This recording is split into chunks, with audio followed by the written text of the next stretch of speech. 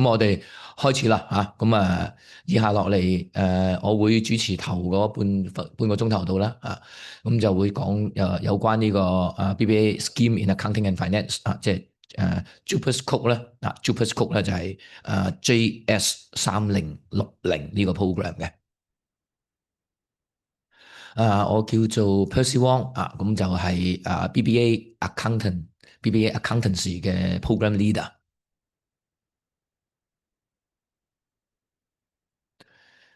有少少關於PolyU Accounting and Finance 嘅資料啦咁就我哋 PolyU 嘅，通常我哋叫做 AF 嘅 Accounting and Finance， 咁 AF 嘅，最即係重要俾到學生嗰樣嘢咧，就係即係讀完書之後可以有啲咩選擇我諗即係今日入到嚟聽呢個45分鐘呢個 talk 嘅有幾樣嘢。第一件事就係呢4年裏邊第一件事就係點樣入嚟先啦即係個 minimum requirement 唔使緊張，陣間會講嘅咁跟住第二樣嘢咧，跟個時間序就係呢4年裏邊讀啲咩嘢，做啲咩嘢咧咁我會講少少啦，同學又會講少少。咁4年之後呢個更加緊要啦，我覺得真係家長可能會更加着緊嘅同學可能未睇到咁遠讀就讀4年書，緊要嘅嘢就係畢咗業之後你做40年或者以上嘅嘢咁家長可能會計一計算下，差唔多啦，30零40年咁所以我哋會都會講講點樣令到畢咗業之後嗰40年甚至乎係短啲或者長啲，你個 career 係點搞？咁其中一樣嘢咧，我哋就係一個叫做我通常叫佢做 WIE， 陣間會講呢個 term 下邊呢度嘅 WIE Office 就係 Work Integrated Education 咁呢個 office 咧最主要係幫同學做個 internship 嘅 arrangement 會有 training會有matching 會有 graduate placement 咁點樣幫同學做到呢啲 internship 同埋個 graduate placement 咧？咁其實我哋就會同唔同嘅公司大嘅公司會有啲 partnership 嘅，例如呢一個PolyU KPMG 即係一個好出名嘅 Big Four 啦咁有個叫做 Guarantee Summer Internship 嘅 program。DSE 25分就可以有 guarantee 呢個 program。除咗呢個之外咧，仲有 KPMG one year 嘅 internship SCAA one year 嘅PolyU PwC 又係一個partnership 嘅 apprenticeship 咁都係1年嘅咁仲有個 spring internship 咁你見到咁奇怪㗎 Percy 你會問點解會有個1年嘅 internship？ 讀4年書再做1年 internship？咁咪5年先畢業咯，咁樣唔好計，仲有可能出個 exchange，咁咪6年先畢業咁4年加6年畢業，咁已經人已老去也咁樣好似好咁白髮蒼蒼，唔係，我哋個目標係喺個課程設計裏邊都係4年畢業，喺裏邊會做1年 internship，咁當然1年 internship 或者做 exchange。咁呢4年裏邊所讀嘅嘢就會比較濃縮啲有機會係做 internship 嘅時間唔係有機會一定會係翻嚟會讀翻喺夜晚讀2至到3科 summer 唔會又再 take 一啲科目咁個目標咧就係快人一步，4年之內做完個 internship， 再加埋有個 exchange 再參加唔同嘅 competitions 就有好多 business student activities 咁樣。咁1年嘅 internship 我哋好即係都幾着重呢樣嘢。當然你做唔到1年你想話短啲可以嘅2-3個月。其實嗰個 WIE 嘅 minimum requirement 咧係100個鐘頭，100個鐘頭。通常同學都會做2至3個月啦，即係一個學期咁樣。但係你做1年有啲咩好處咧？點解我哋會同呢啲公司會搞呢1年嘅 apprenticeship 同埋個 program 咧？最主要就係想個同學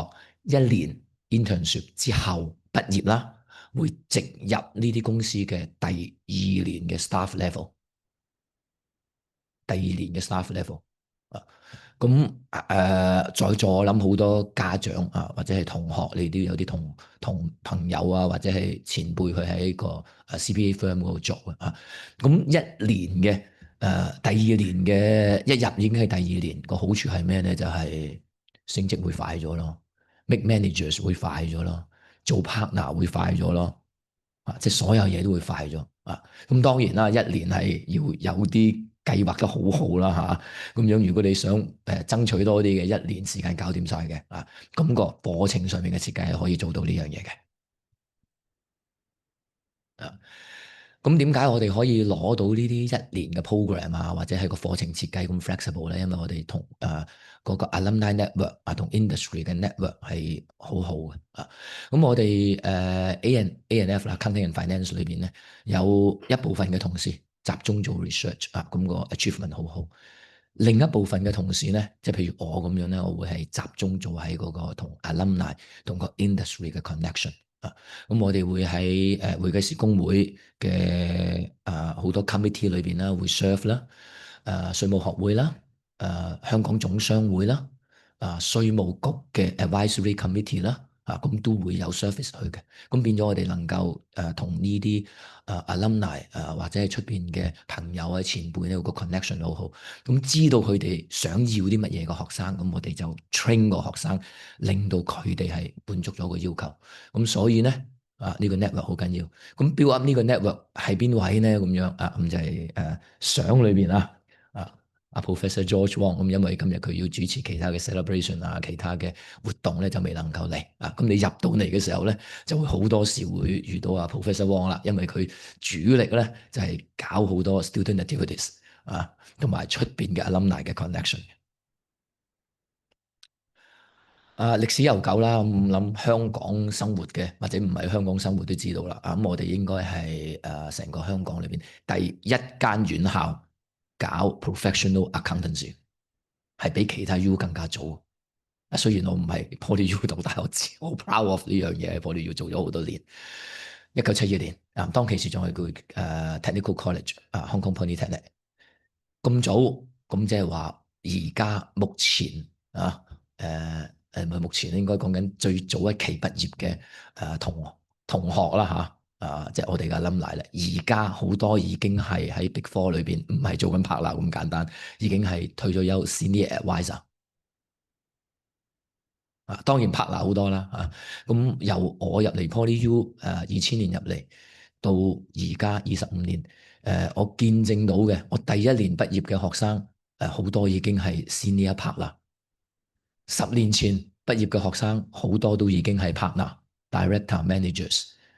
唔單止係 CPA firm，喺 banks 裏邊有做啦，喺 iBanks 裏邊啦，政府裏邊啦，咁已經 take up 晒呢啲好 senior 嘅 positions。原因就係入到嚟嗰個 training 同出邊嘅 connections，係可以將個學生我哋個目標 train 嘅唔係一個普通嘅 accountant，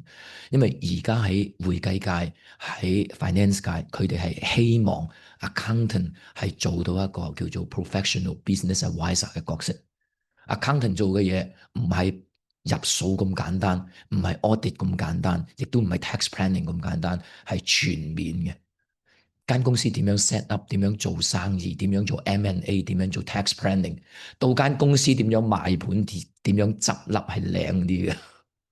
呢啲都係 accountant 會做嘅嘢。咁所以入到嚟你就會係 AMAT 做呢樣嘢。AI 會唔會取代到咧？好多同學都問，甚至乎我上個禮拜去日本嘅學生都會問 AI 會唔會取代咗 accountant 咧？淨係入數嘅啫喎，會唔會AI 可以做到 audit 啦audit 對咗成數嘢喎咁scan 一輪我就知道有幾多件貨啦咁樣。唔係 AI 係取代唔到，AI 係幫到手。原因係咩咧？accountant 係一個 professional 嘅 business advisor，係對人嘅。你想象下，我要同稅局去 deal with 做一個 investigation，係對緊個人。你想象下，我要做一個賣盤 M&A， 我係同個人去溝通緊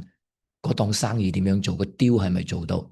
？AI 係幫到手啦，當然喺個 contract 嘅 review 上邊幫到手，但係最終去 secure 到個 deal，去 strike 到個 deal 嘅係人對人，咁所以係 never 係取代到，點會幫到手？同埋個 business 係會越做越快，越做越多。咁我哋會 take into account 呢樣嘢，因為個 program 已經係 build in 咗，係有好多 AI 嘅成分，陣間話俾你聽。ranking 呢啲我唔多睇啦，因為你上個網我都會睇到啦。咁香港第4啦嚇，咁就亞洲第5，世界係66。咁其實係好多同學香港同外地嘅同學都會睇重呢樣嘢。OK 嗱，咁呢個會重點入嚟少少，係入嚟第一年係一個 general 嘅呢個 scheme JS3060BBA Accounting and Finance。好多叫做 General University 嘅 requirement， 英文中文一啲 psychology statistic 嘅一啲好 general 嘅，但係好重要嘅呢啲，你唔好睇小啊。點解唔係 accounting 先啊？唔係嘅因為我哋係 train 一個 business advisor，general business advisor 最 basic 嘅 knowledge 係最 fundamental 嘅。咁第一年乜都有嘅，第一年之後學生就要選擇啦，開始有選擇。咁呢個選擇咧就係3個 program， 當然啦，其中之一就係我去 leading 嗰個啦，呢個 BBA Accountancy， 另外一個就係 BBA Accounting and Finance， 第3個叫 Digital Finance and Investment。除咗呢3個 major program 之外，學生可以選擇一個叫 secondary major，AIDA Artificial Intelligence。咁呢個就係第一個 key element 去幫到學生。呢個 AI 唔係教緊你哋寫 program 當然唔會係教緊你哋點樣用 AI 嘅 techniques 等落去 accounting 裏邊，等落去 finance 裏邊，等落 investment 裏邊咁所以咧係多個選擇。你可以當佢 double major 又得不過喺 PolyU 我哋叫佢做 secondary major 因為嗰個 subjects 嘅 requirement 冇BBA Accountancy 或者 Accounting Finance 咁多咁會有幾科喺裏邊咁除咗係 secondary major 之外咧你話我唔想咁樣secondary major 我對 accounting IT 嗰度個 techniques 上邊覺得或者係個興趣上面冇咁大嘅咁你要另外啲選擇嘅 minor 就真係乜都得啦你要睇到 accounting business economic finance 甚至乎咧我會覺得如果你係喺 language 方面嘅嗰個ability 會好嘅話，你可以諗緊一個 minor 係 Japanese Korean 因為你唔一定喺香港做嘢咁譬如我早幾年有個學生畢咗業咁佢係喺而家喺英國嗰度喺間MNC 裏邊咧做緊一個 tax director 咁都係因為佢識到唔同嘅 languages 因為佢好多客咧係韓國客日本客咁如果你係英文以外普通話以外咁再有另外嘅 languages 咧咁係有幫助嘅咁即係所以咧嗰個 program 好 flexible 嘅頭先完咗第一堂咁好多學生咧好多第一節好多學生問我咁點樣揀 program 咁我會同啲學生講興趣，你有興趣先會做得好咁所以 that's why 第一年咧係咩都會有，係等你建立個興趣，然之後去第2年咧你就開始選擇。好啦，咁3個 program 啦，咁3個 program 入到嚟1年之後會揀啦，咁有咩分別咧？咁樣有分別有分別，但係我嘅結論就係分別不大，咁所以唔需要擔心話揀唔中咁樣，因為我哋有 quota。maximum 嘅 quota 就係50、50、40加埋唔係100嘅，點解因為呢個唔係一個 fix 嘅數嚟嘅，呢個係 flexible 嘅數嚟嘅。我哋可以調高去到50嘅，即係嗰年嘅學生好多揀 accountancy 嘅，咁咪嗰度去到50咯，其他嗰2個會細翻啲咯。或者好多學生係講緊 accounting finance 嘅，咁咪等佢 accounting finance 多啲咯。咁我呢個係 maximum 嘅 figures 咁更加重要嘅咧就係若然你睇過自己個 DSE 成績都有翻咁上下啦，25分嘅啫 ，best 5 25分，唔係好 unachievable 嘅，唔係30幾分嘅，咁就已經係 guarantee 3個 program 係一定有噶啦，你揀就有。讀120個 credit，120個 credit裏邊有 specific 嘅。有 general 嘅叫做 General University Requirement， 通常我俾個名叫 GUR 有 program 嘅 specific 嘅即係你 accounting 嘅就讀多啲 accounting 嘅嘢 ，accounting finance 嘅就多啲 finance 嘅嘢 ，digital finance 嘅咁咪多啲 IT digital finance 嘅東西咯咁加埋係120個 credit， 120個 credit 代表3個 credit 一科，即係40科，40科4年啊。咁你除一除平均，你知道大概係幾多？除此之外，可以選擇 minor 18個 credit。啊，即係頭先我所講嘅 economics 啊、Korean 啊、Japanese 咧，就 out of 啲18個 credit 啊。咁你話讀138唔係，唔係，因為啲18個 credit 同120個 credit 咧，有啲係重疊咗嘅，有啲重疊咗嘅啊。咁啊，呢個比較複雜啲個問題啊。咁你大概我俾你嘅大概嘅概念啦嚇。咁你揀埋 minor，大概每一個學期係讀6至到7科，每一科係3個鐘頭嘅 contact hours。WIE 再加上去，呢、這個係compulsory 嘅，compulsory 應該係全香港第一間院校實施呢樣嘢，一定要做 internship 啊。咁好多家長會話死啦，揾唔到工喎，internship 點算呢？所以我哋有個叫 WIE office，除咗學校一個 centralized 嘅 unit，即係校務處有個叫 career placement unit，我哋本身喺 A&F 裏邊都有專人專責嘅同事去幫學生去揾工，俾 training 俾佢哋。最少係100個鐘，但係通常2個月到至3個月。由 Year 2開始 ，Year 3都要有。咁有啲同學Year 1若然佢想做嘅都會有，但係唔 encourage。有啲同學除咗係一個學期，頭先我講啦，有啲 internship 係幾多啊？1年噶嘛，咁都會有。太多我就唔再唔 encourage 啦，因為如果你即係超過咗1年嘅話，即真係會有影響嘅嗰個畢業時間。咁我哋就唔 expect 呢樣嘢嘅。within 1年係可以做到我講嘅 internship 啦，係可以做到4年之內畢業嘅。好啦，咁呢啲 WIE 我哋 send 出去嘅同學，同唔同嘅公司做過啦，咁我唔咁你可以睇一睇下，即係見到會計師樓以外，仲有好多唔同嘅公司嘅，咁呢啲都係我哋合作嘅伙伴啦，呢啲就係同學做完之後即係畢業啦，喺嗰個間公司畢業影帝嘅。好 accountancy 讀啲咩咧？accountancy 嘅最主要就係讀 accounting 嘅 subjects 啦，有 specialist 就讀 accounting 嘅 subject。咁我哋咧有50%以上嘅同學咧係入 Big Four 嘅，高嘅呢個係有77% 以上咧做翻 CPA firm 咁其他啲做咩咧？銀行啦、政府啦咁樣咁就大概喺9月至10月度同學就一係就揾到工，如果唔係咧就讀緊 master 噶啦咁即係差唔多係我冇記錯個 statistic 係可能係0點幾個 percent 係真係揾唔到工嘅啫，基本上係 full employed，嗰0點幾可能係自己創業都未定嘅好啦，咁有啲 specialist subject 我唔特別提，因為主要 accounting 嘅，特別有2個 subject 咧，就係想介紹嘅，即係今年嘅學期會有一個叫做 strategic business reporting 同埋 accounting advanced Hong Kong taxation。咁呢個就係我哋同ACCA 英國嘅 ACCA 咧，就大家聯手去設計出嚟嘅，主要就係幫同學快啲考試咁所以有啲2個 subject 新設計出嚟。好啦，BAC 就係咁啦77%。Accounting and Finance 多咗 finance 呢個字，近年多咗同學揀呢樣嘢原因就係佢除咗 accounting major 之外咧，你見到藍色嗰樣藍色中間佢多咗一啲傳統嘅 finance 嘅 subjects compulsory 嘅咁就 employment 方面咧都係做 Big Four 多，即係畢業嘅同學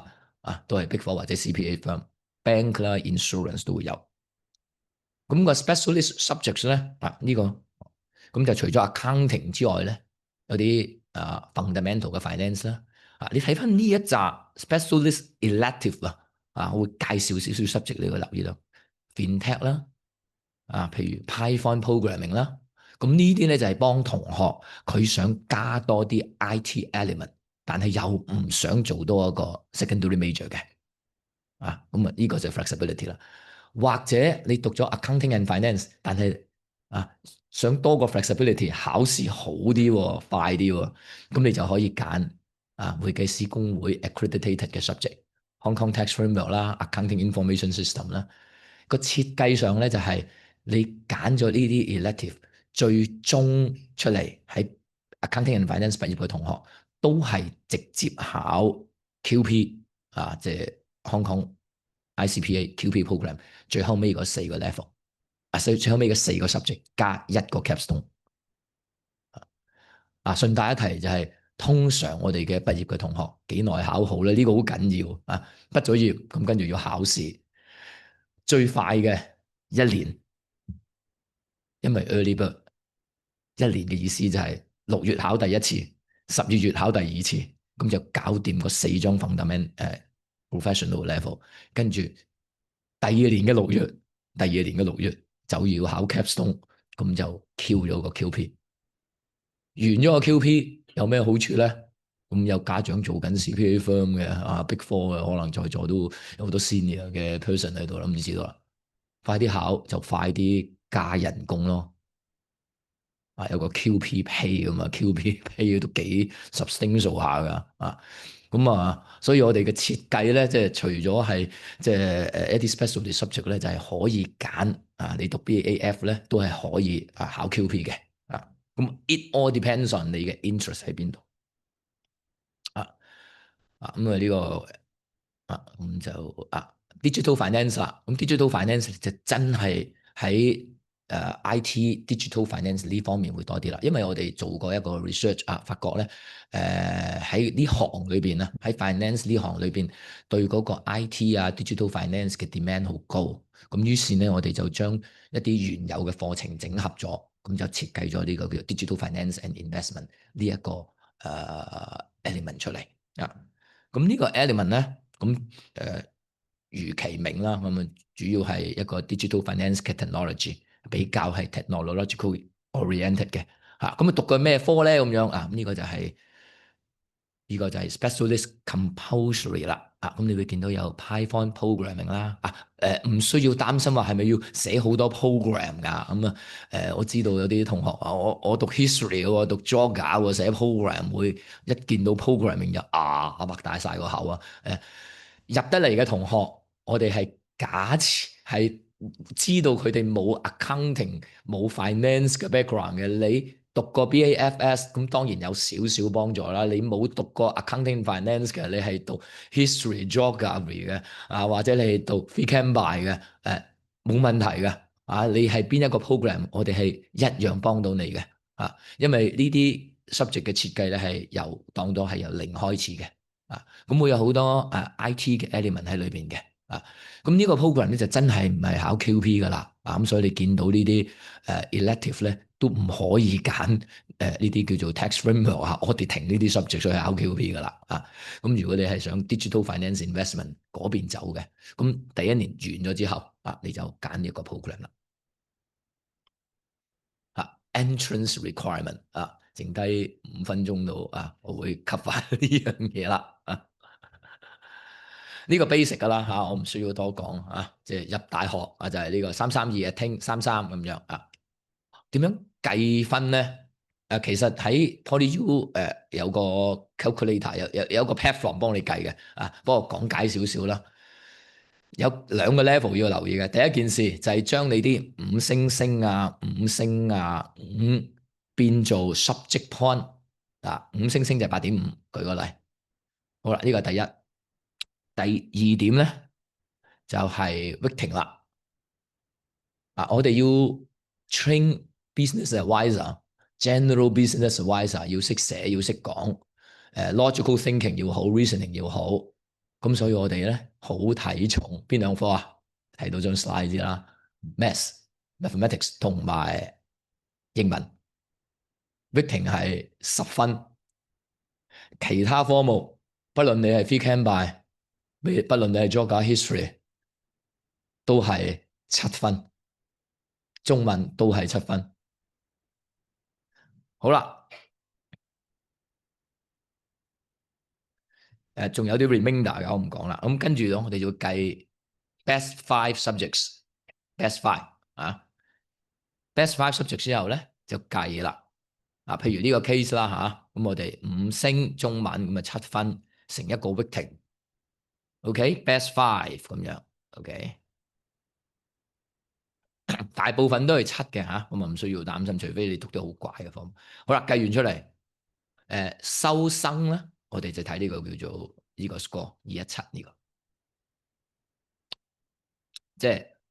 point 乘 weighting。舊年180.2，用呢個 formula 計出嚟180.2。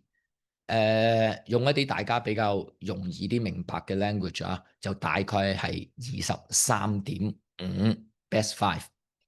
大概啊。點解我講大概咧？因為每年都會浮動，每年都會喐嘅，呢個係唔係23.5？出年一定收咁嘅意思啊。不過今年我哋收嘅啊，呢個就係 JUPAS 嘅 key days 啊。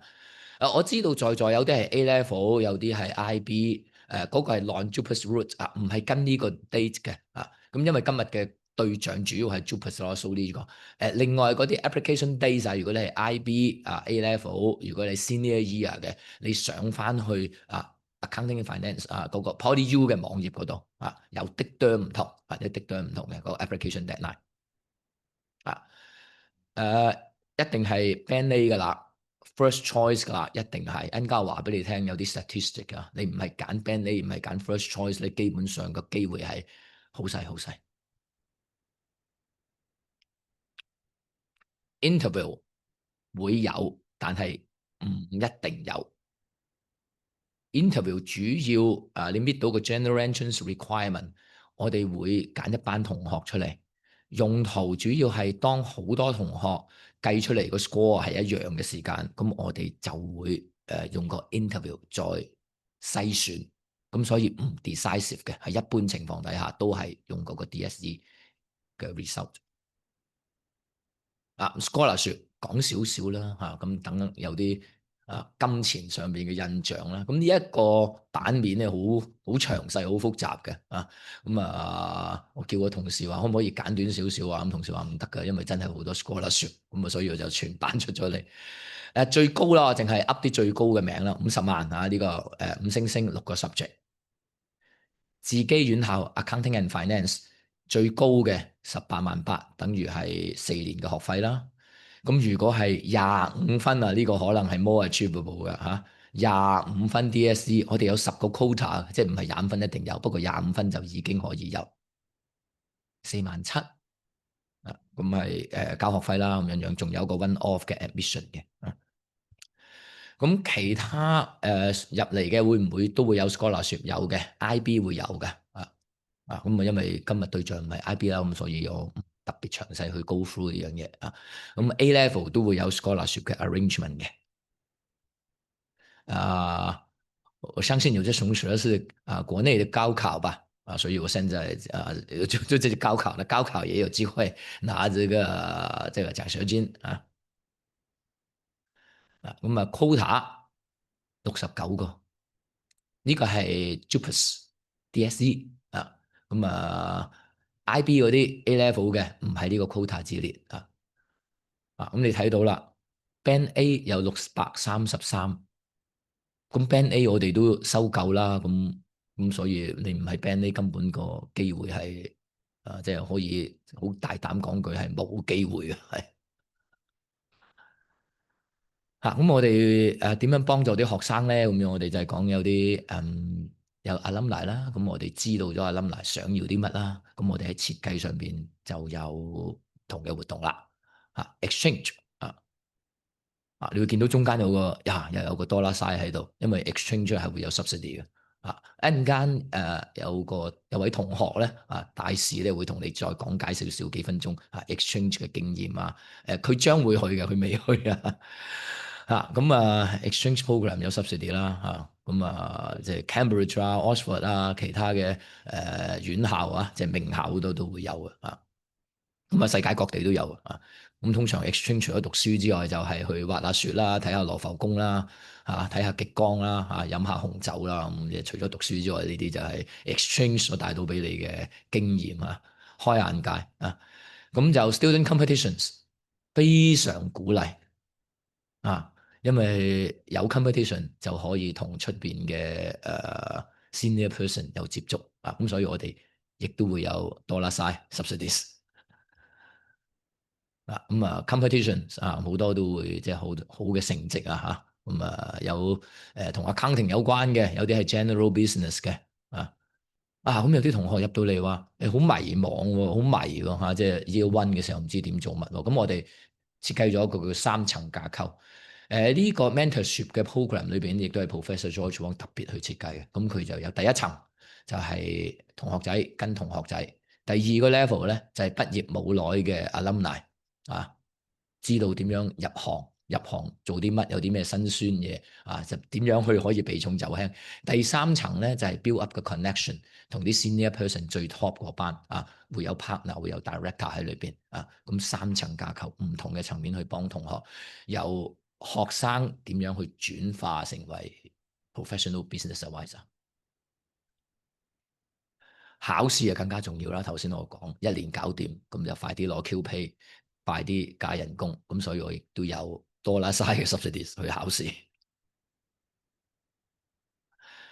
學生活動咁，我哋鼓勵學生自己去搞翻個活動令到個學生佢嗰個 organisation skills 自己主動去同出邊嘅人去有 connections 即係去到大學啦，唔好下下阿 Sir 去做先啦阿 Sir 都老矣啦，垂垂老矣，咗白頭髮啦，我哋鼓勵啲學生去搞嘅，咁所以我哋會叫啲學生，鼓勵啲學生自己去成立啲 association， 主動去出擊，咁所以有呢個叫做 AF Academy。有個係專係負責搞 IT 嘅AF Tech Lab 都係學生自己嘅組織。咁有啲除咗 competition 之外啦，就因為讀書叻參加唔同嘅活動咁受到啲 alumni 嘅 recognition，咁就係呢啲 innovation technology 一啲 scholarship 又攞到咁樣好啦，咁我 wrap up 啦呢個就係我哋課程嘅資料咁GS3060呢個就係 social media 聽講 like 齊3個，好似有啲 souvenir 咁喺個 booth 裏邊咧 FJ 嗰度好似唔知仲有冇今朝都派咗好多係咪電話繩嚟嘅 UK？ 好似係電話繩咁 like 齊3個咧就會有，咁可以俾啲時間你 scan 咁跟住落嚟10零分鐘嘅時間咧，我就交俾我哋嘅大使Yuki 啦。OK， 多謝晒。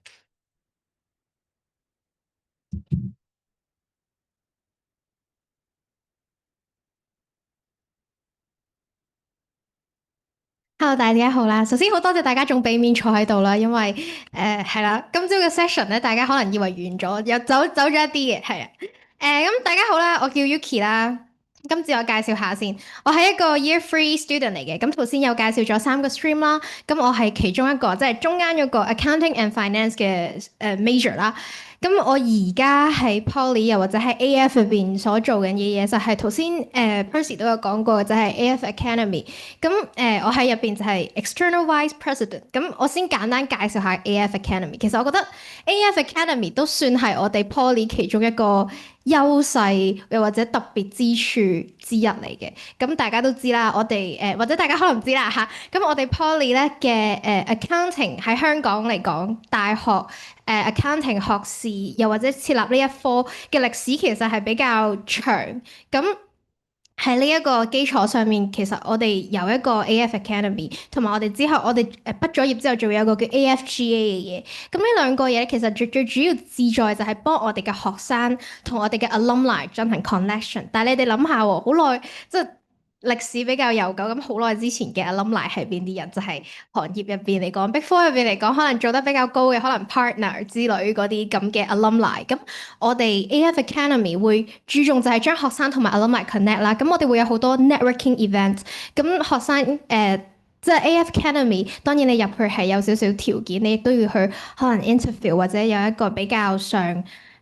唔錯嘅學業成績咁樣啦。咁入咗去之後，我哋就會有好多 networking event。咁我哋就會幫大家，即係當然你 active 咁樣參加啦，就幫大家同我哋嘅 alumni 進行 connection。咁同埋如果即係佢哋真係可以面對面咁樣問佢問題，同佢交流咁樣。咁如果你哋可能啱傾嘅，或者好彩嘅，可能佢可以成為你嘅第二個 career mentor as well。咁第二個就係我係 AF Student Ambassador 啦。咁我相信其實大家可能都見到好多個就係頭先喺個 booth 入邊着住呢個淺藍色衫嘅。咁冇見過都唔緊要。咁如果一陣間聽完呢個 talk 咧，你哋有啲咩問題，又或者 like randomly 有咩問題都好啦，你都可以，或者有啲嘢你 miss 咗冇咁清楚嘅，你都可以去翻個 booth。個 booth 喺邊咧？即係如果你係入火車站嗰個入口入嚟，你先會先經過圖書館。圖書館過咗之後就會有一個大草皮，草皮之後仲有成堆 booth。你揾着呢隻顏色淺藍色衫嘅我哋，咁你就可以問我哋問題咁樣。咁student ambassador 都係通常做 external 對外嘅，好似今日呢啲 event 出嚟嘅嘢啦。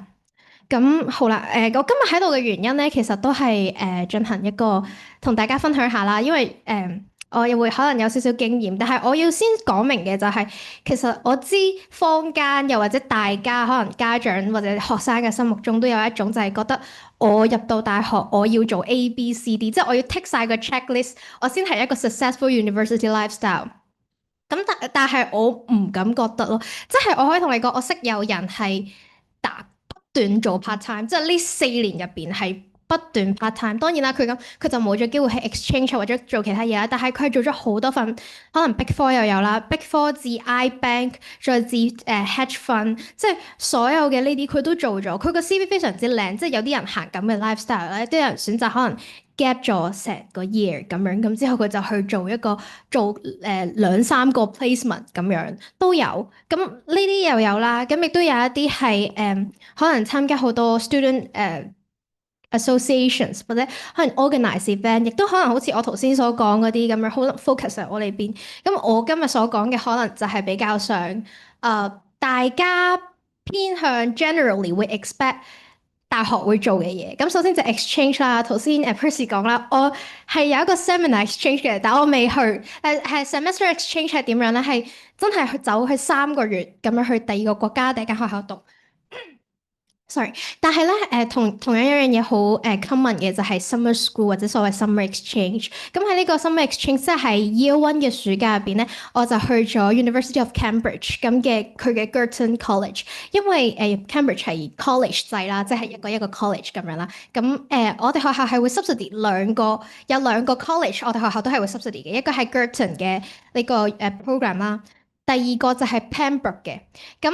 Girton 呢個咧學校係 fully subsidies 嘅，咁我係攞咗學校4萬蚊去讀1個月，咁之後 Pembroke 嗰個咧就係6個禮拜，咁但係個學費就貴啲，好似10幾萬、11萬左右，我印象中係啦，咁學校都會俾嘅，但係Pembroke 嗰個可能有啲貴，學校唔係全額資助咁樣。咁其實我哋學校有好多呢啲咁嘅 exchange program 都係，即使唔會全額啦，但係都會好大程度上咁樣資助咗你。咁當然啦，你都要有翻比較好嘅成績咁樣，係啊。咁同時啦，我哋學校亦都有個特色嘅，我覺得算係一個特色，就係頭先亦都講咗啦，有好多大學嘅通識科啦。咁我哋嘅通識科入邊咧，即係會有4個範疇啦。咁我哋畢業同時亦都要做一個 service learning。咁顧名思義，其實就係做義工。咁呢兩個courses 啦，入邊咧，佢係會有好多 non-local course，即係學校會資助你去外國。可能做義工啦，又或者可能係讀書嘅。咁好似佢嗰個資助係咩形式咧？係你象徵式咁樣俾1000幾百蚊，1500我印象中，又或者總之千幾蚊，象徵式地俾千幾蚊，學校就包你機票、食宿、酒店所有嘢。咁當然啦，你唔係無限期咁無止境咁，我去完又去，翻嚟又去咁樣，唔係咁嘅。係每個學生咧有一次機會咁樣俾人資助嘅。咁但係係你之後都可以再出去嘅，但係就費用就可能就學校唔會資助你咁多。咁我同樣都係喺 Year One 嗰個暑假咧，我又去咗呢個浙江大學啦。咁我去咗讀一個係 collaboration course，咁即係 Poly 嘅 professor 會同浙江大學嘅 professor 一齊去教呢個 course。咁但係咧，佢翻到嚟嘅即係我哋咧係坐喺人哋嘅課室，同人哋嘅學生一齊上呢個由 Poly 老師設計嘅課程。咁同時佢哋都會有嗰邊嘅客座教授過嚟一齊教書，即係有啲 course 或者有啲lessons 係由佢哋教咁樣。咁我哋就會同佢哋一齊做 group project 啦。咁之後個 grade 咧係 as a whole 咁樣俾啦，咁但係我哋呢邊 Poly 嘅學生嘅 grade 咧係會翻去我哋自己個transcript 入邊嘅，係啦。咁之後頭先亦都講咗啦，WIE，咁我就冇做一個 semester 咁多嘅，我就係做咗一個 summer internship 啫。咁我就喺今年嘅暑假度做嘅，今年嘅暑假即係 year two 嘅暑假，我就去咗 PWC 做。咁但係呢個咧就唔係經過學校嘅，我哋學校亦都會有同Big Four 其中兩間印象中 PWC 同 KPMG 有啲collaboration program，咁嗰啲係 exclusive 嘅，係你要經過學校去 apply，但係我呢個係我自己去喺佢公開招募嗰度去揀嘅，咁呢個就同學校嗰個有啲唔同咁樣。咁最後就係講呢個啦，咁呢個唔係一個好特別嘅嘢，但係我會覺得係一個 as a 大學生會有嘅一個所謂嘅優勢，即係呢個咧係CITIC Securities，即係中信證券佢旗下嘅一個 branch 搞嘅一個forum。咁呢個 forum 咧係好 exclusive 嘅，即係淨係所有被邀請嘅 VIP 先可以去。咁我想講嘅嘢就係、Poly 啦，頭先講啦，好多 connection 啦，亦都有好多機會俾你去進行一個 connection 啦，即係可能 AF Academy 啊，頭先所講，又或者其實我哋學校仲有好多 student bodies，頭先 Percy 都講過 AF Tech Lab，其實仲有 business club 同埋student ambassadors，即係呢一啲大家都會有一個好強嘅 connection，同埋同 alumni 嘅 connection。咁呢個咧係頭先講一啲 exclusive 啦。咁呢個其實係我嘅師兄 refer 我過去做呢一個helper 嘅咁樣。咁我覺得身為大學生就係你呢個身份會有好多優勢去幫你以一個可能 helper 嘅形式啊，去好多唔同 exclusive，即係你可能畢咗業之後你就冇乜機會去。又或者比較難入到去嘅一啲場合去睇下，而我覺得呢啲經驗唔單止係話令到你 CV 靚，都可以令你睇下一啲你平時可能冇乜機會睇嘅。其實如果啦，say for example，好似呢啲都係security 相關嘅，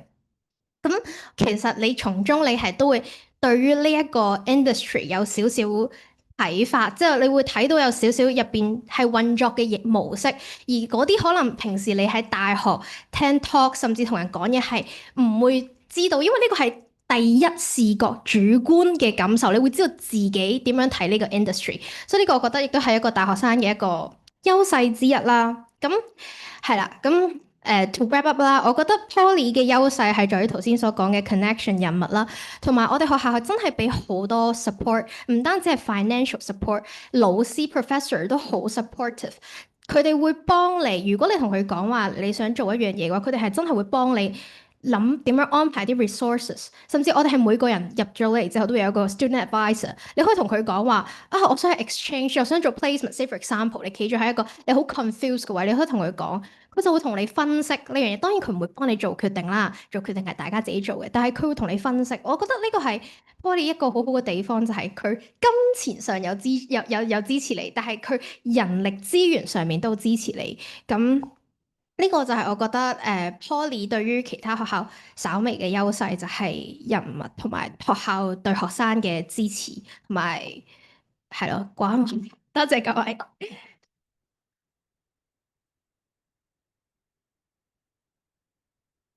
唔該晒 Yuki，咁啊時間就差唔多啦啊，咁因為仲跟住仲有